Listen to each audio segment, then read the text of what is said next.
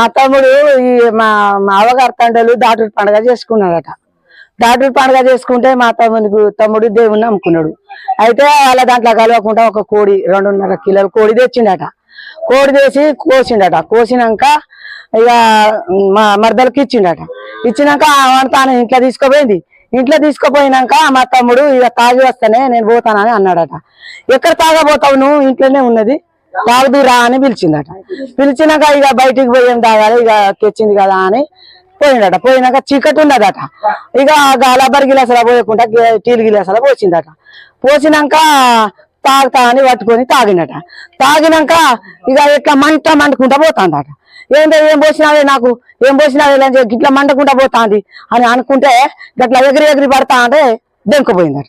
దెంకపోతే ఎక్కడ పోయిందా అని ఇక్కడ దాకా వచ్చిందట. ఇక ఎక్కడ దొరకలే. ఇక మంచిలు తాగుతాడట కక్కుతాడట, మంచిలు తాగుతాడట కక్కుతాడట అని ఇట్లా పడితే ఇక బావ ఇంటికాడ ఉన్నదట.